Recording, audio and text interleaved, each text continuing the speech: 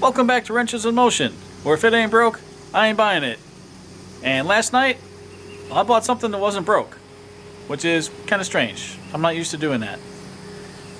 If we take a look outside, we'll see that the Silver Pilot is gone.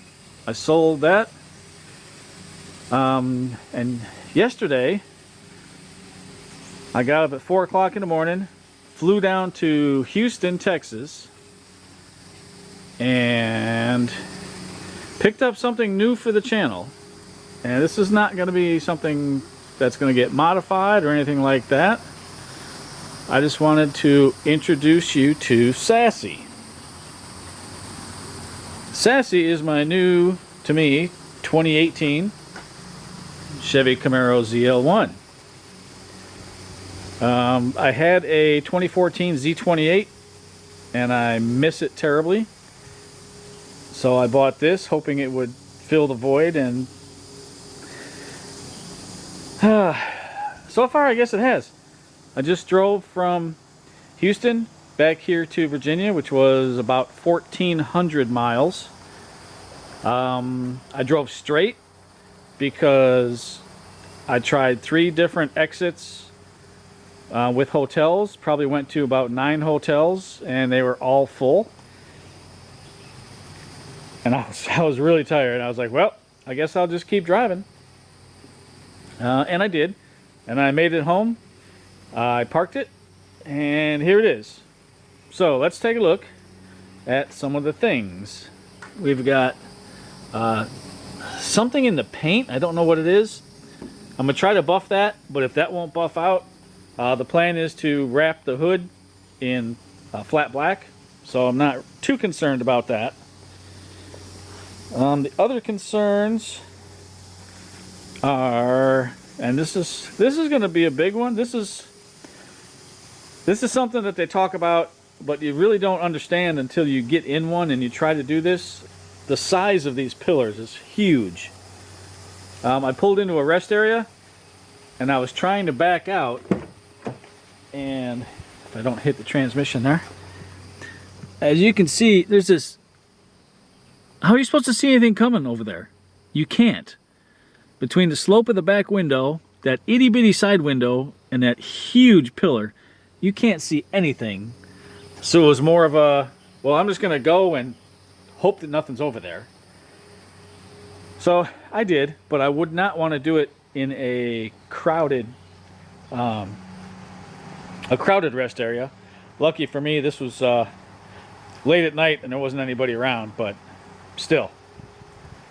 Something else that I wanted to point out, and I don't think I've ever seen anything about this, is let's talk about this right here. This little seatbelt anchor.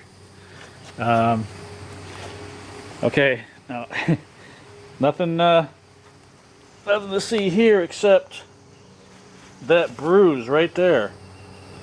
That is from that little seat anchor, and getting in and out of the car probably, 8 or 9 times on the way from there up to here.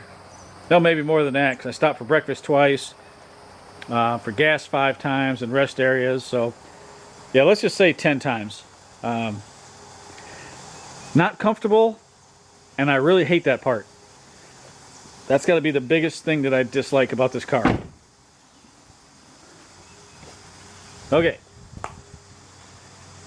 Let's take a look under the hood. See if I can do this with one hand.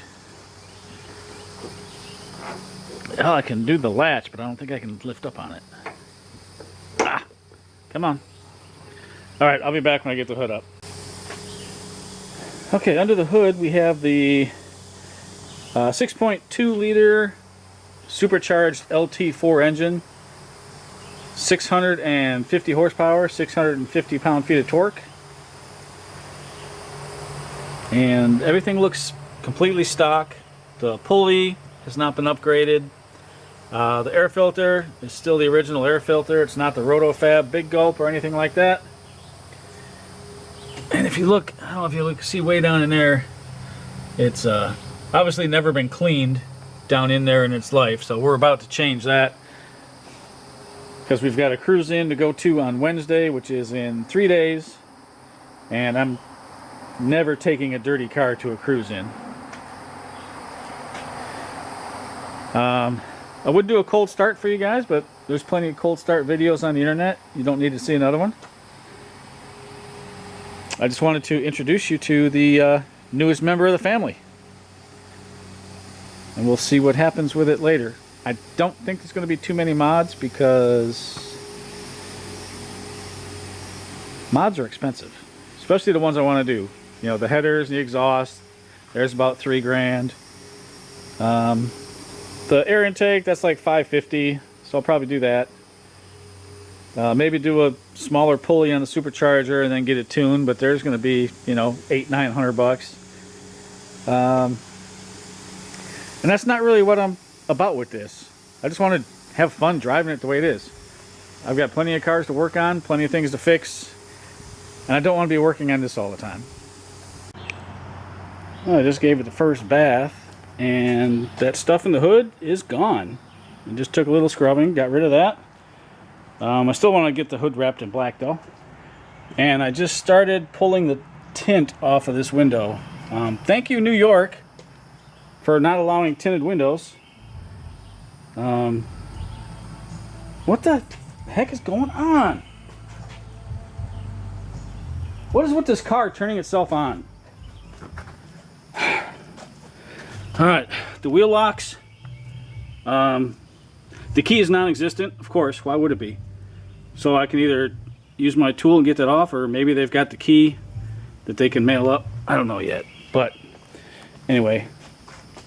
I turned the car on so I could roll the window up all the way, but it won't roll up all the way because it does that thing where you shut the door and then the window finishes rolling up.